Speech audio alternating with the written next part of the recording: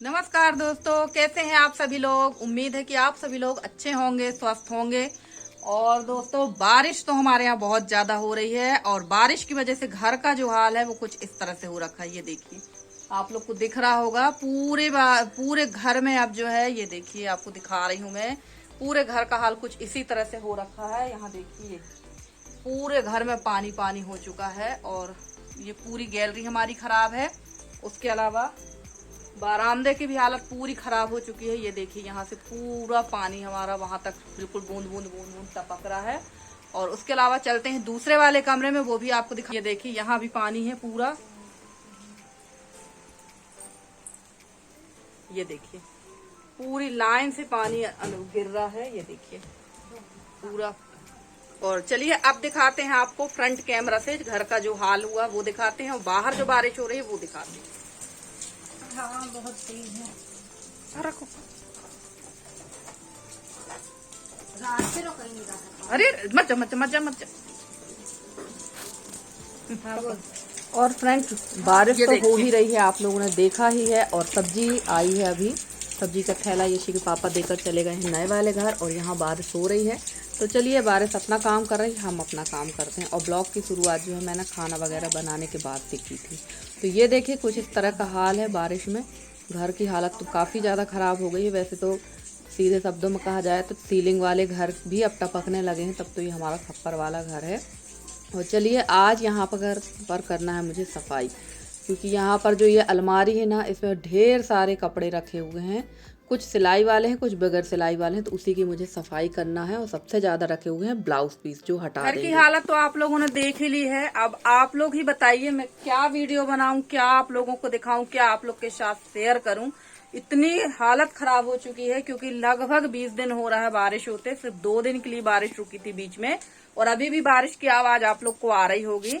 अब बताइए क्या वीडियो बना के मैं आप लोग को दिखाऊं। घर देखकर तो अब हालत खराब हो रही खुद की। और कपड़ों की भी हालत इतनी ज्यादा खराब है ना कि कपड़े भी नहीं सूख रहे हैं। पूरे कमरों में, जो कक्का जी का कमरा है, बीच वाला कमरा, वहां सारे में कपड़े डले हैं। इसलिए मैंने वहां का वीडियो आप लोग को नहीं बनाकर दिखाया। और कपड़े जो नए निकाल रहे हैं वो भी निकालना बेकार है बारिश के समय में, क्योंकि बदबू आने लगती है कपड़ों से। और यही वजह है कि फिलहाल मैं गाउन पहनकर ही काम कर रही हूँ, और वो भी पुराना गाउन है ये। वैसे तो मैंने नई गाउन खरीदी, सिर्फ एक ही निकाली, बाकी 2 गाउन मैंने रख दी है, क्योंकि बारिश में वो भी खराब हो जाएंगी। तो चलिए, आज मुझे साफ करना थी मशीन वाली पर्ची जो बरामदा है वो साफ करना था, क्योंकि वहां पर ना बहुत ज्यादा, क्योंकि आपको पता है कि भाई मैं सिलाई बहुत ज्यादा करती हूँ, बहुत ज्यादा कहना चाहिए, मेरे पास सिलाई वगैरह आती है।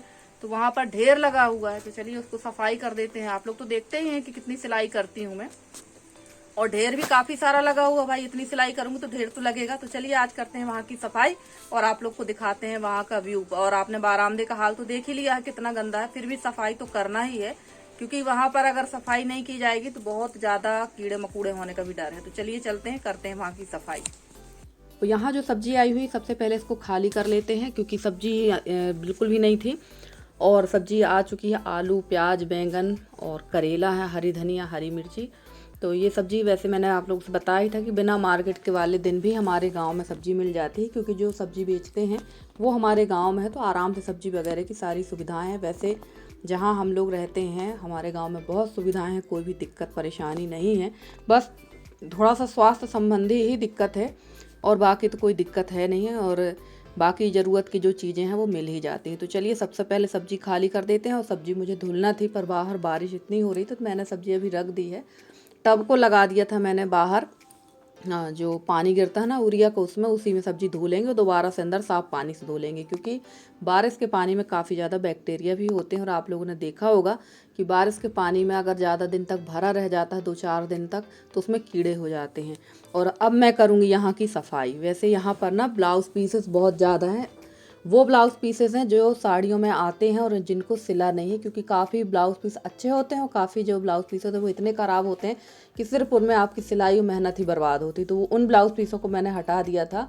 और सच कहूँ तो अस्तर वाले ब्लाउज पहनने में मुझे अब बहुत ज़्यादा परेशानी होती है, गर्मी भी लगती है और चिपकते भी हैं। तो ज़्यादातर मैं प्लेन कपड़ा लेकर ही ब्लाउज़ बनाती हूँ। और हमारी एक सिस्टर हैं, देखिए उनकी आईडी में अपरिचित लिखा आता है, अब मुझे उनका नाम तो नहीं पता। उन्होंने कहा था कि इतना काम करने के बाद आप सिलाई करती हैं, इससे अच्छा तो आप सिलवा लीजिए। तो बिल्कुल आपने सही कहा, सिलवा तो लें, पर सिलाई जो है ब्लाउज़ की, एक ब्लाउज़ की सिलाई यहाँ पर 150 रुपये यानी 150 रुपये है। और सिलाई का मुझे बहुत ज़्यादा शौक़ है। ये बात अलग है कि समय के साथ साथ अब ये शौक़ मेरा ख़त्म होता जा रहा है। मुझे सिलाई का बहुत शौक़ है। जब मैं यूट्यूब में नहीं थी तो मैं एक से एक ब्लाउज़ और सलवार सूट बना लेती थी, बट अब सलवार सूट तो बनाना ही भूल गई मैं। ब्लाउज़ तो फिर भी मेरी प्रैक्टिस में है और इसको मैं प्रैक्टिस में रखूँगी क्योंकि मैं भूलना नहीं चाहती हूँ। तो इसलिए मैं ब्लाउज़ सिलती हूँ, मुझे अच्छा लगता है। और जैसे कि मैंने बताया कि अस्तर वाले ब्लाउज़ पहनने में मुझे बहुत परेशानी होती है, मुझे गर्मी भी बहुत लगती है और ऐसा लगता है ईचिंग भी होती है। तो मैं प्लेन कपड़े लेकर ब्लाउज़ बनाती हूँ। प्लेन जो कपड़े कॉटन के लेकर हम बनाते हैं ना, वो बहुत अच्छे ब्लाउज़ बनते हैं वो, और चलते भी ज़्यादा। और अस्तर वाले ब्लाउज़ अधिकतर कपड़ा की ख़राबी की वजह से जहाँ से जोड़ रहता है ना, वहीं से वो फटने लगते हैं। तो चलिए, ये जो थैला है इसमें पूरे ब्लाउज़ रखे हुए हैं, ब्लाउज़ पीसेस, ब्लाउज़ नहीं, ब्लाउज़ पीसेस रखे हुए हैं। तो इनको जो नहीं बनाना है वो अलग रख देंगे और जो बनाना है उनको अलग रख देंगे।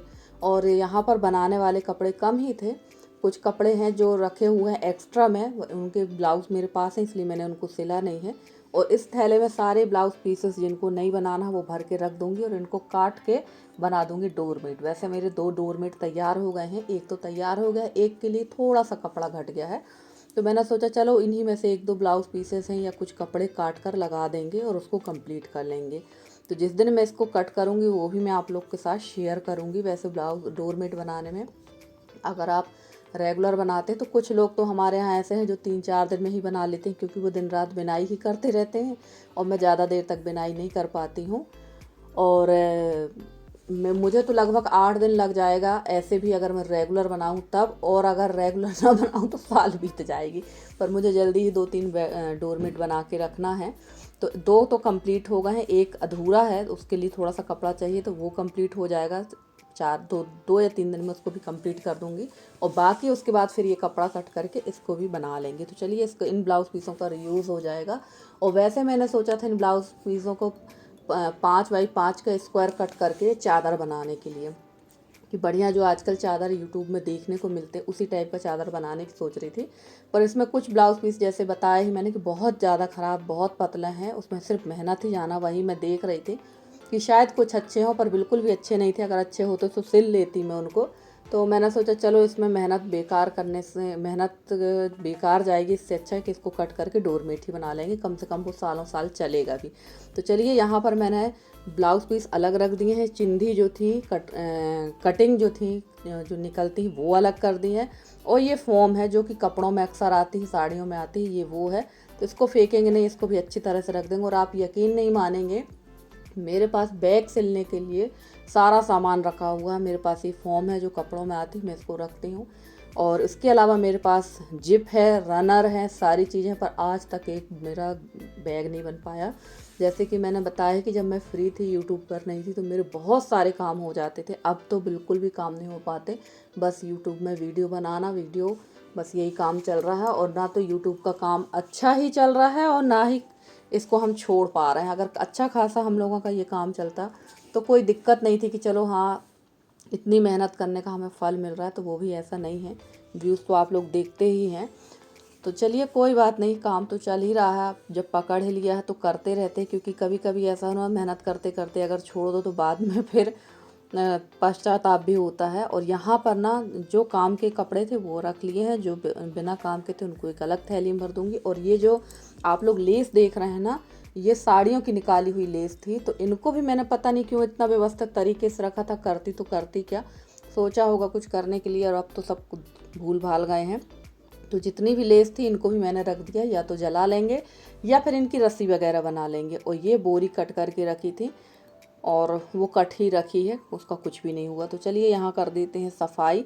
और बारिश तो हो रही थी काफ़ी ज़्यादा तेज़, बहुत तेज़ बारिश है। तो चलिए, अब यहाँ की सफाई कर देंगे। और इसकी ऊपर की जो सफाई की है वो मैं आपको अगले वीडियो में दिखाऊंगी। और हमारी एक प्यारी सी बिटिया है, उनका नाम है ज्योति अग्रवाल। ये राजस्थान नागौद की रहने वाली हैं और ये सेकेंड ईयर की स्टूडेंट है। इन्होंने मेरे चैनल पे कमेंट किया था कि आपका वीडियो मैंने पहली बार देखा और मुझे आपका ब्लॉग बहुत अच्छा लगा और मैंने अपने सारे रिश्तेदारों को भी शेयर किया है।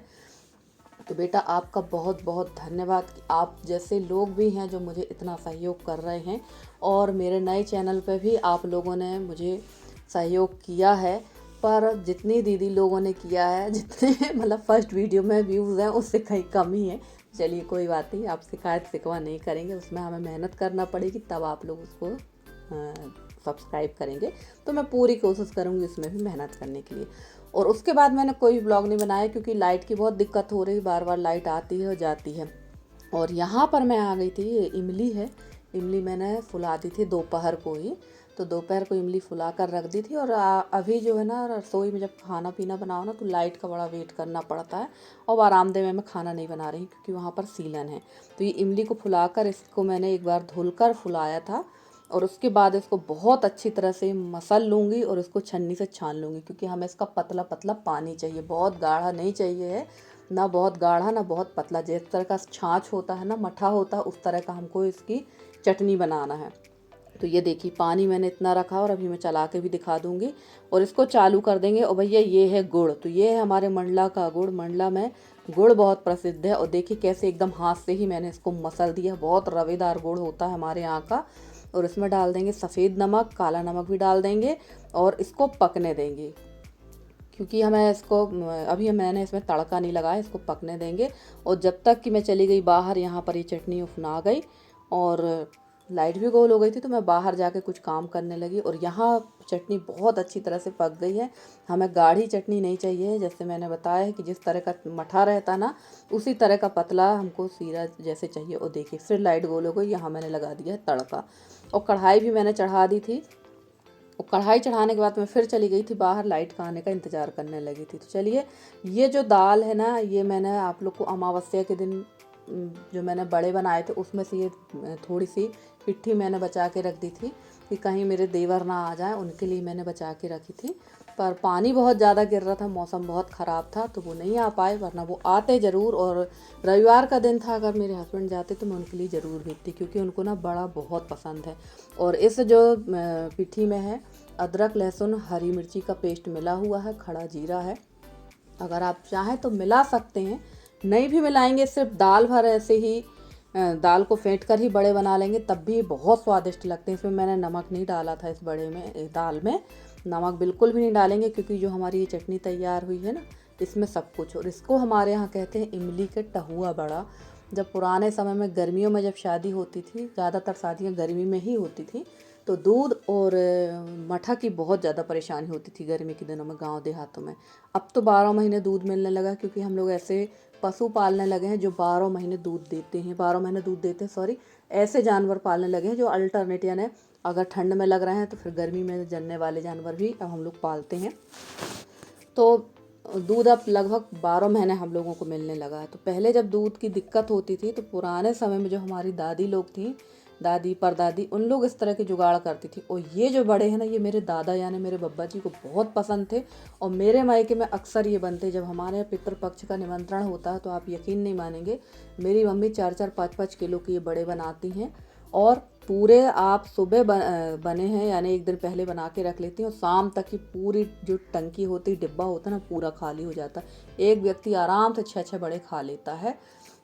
तो चलिए यहाँ इनको अच्छी तरह से सिकने देते हैं। जैसे कि मैंने बताया कि इस पिट्ठी में मैंने नमक नहीं डाला, बाकी अदरक, लहसुन, मिर्ची का पेस्ट डाला था, क्योंकि एक दिन पहले की ये पिट्ठी है। आप चाहें तो कुछ भी ना डालें, सिर्फ दाल को अच्छी तरह से फेंट के बड़े बना लें। और ये जो चटनी है हमारी खट्टी मीठी वाली चटनी, चटनी को आप खट्टा मीठा अपने अकॉर्डिंग कर सकती हैं, बस ये ध्यान रखिएगा पतला करिएगा, क्योंकि जब हम इसमें बड़े डालते हैं ना, तो ये ऑलरेडी ये चटनी का जो पानी होता है बड़ा पूरा सोख लेते हैं, और चटनी चटनी गाढ़ी हो जाती है। तो हमारे यहाँ जो मायके में है, ये वाला बड़ा बहुत ज़्यादा प्रसिद्ध है, बहुत ही ज़्यादा सभी लोग खाते हैं। और जो पहली बार खाते हैं ना, कुछ लोग तो ऐसे भी हमारे यहाँ आए हैं जिन्होंने ये खाने के बाद, इनको खाने के बाद ये कहा कि यार ये चीज़ हमने पहली बार खाई है। तो आप लोग सभी लोग बताइएगा किसने किसने ये वाले बड़े खाए हैं और किसने पहली बार देखा है। और अगर देखा तो एक बार ज़रूर ट्राई करिएगा, बल्कि आज आपने वीडियो देखा, कल ही आप कोशिश करिएगा ट्राई करने की। पर एक बात का विशेष ध्यान रखिएगा फ्रेंड्स, कि इमली जो होती है बहुत ज़्यादा शीत और बात, जिनको गठियाबात की प्रॉब्लम हो, जिनको सर्दी जुकाम रहता हो, प्लीज़ वो इसे ना खाएं, क्योंकि ये उनके लिए जहर का काम करेगी। इससे बहुत ज़्यादा तकलीफ़ होती है।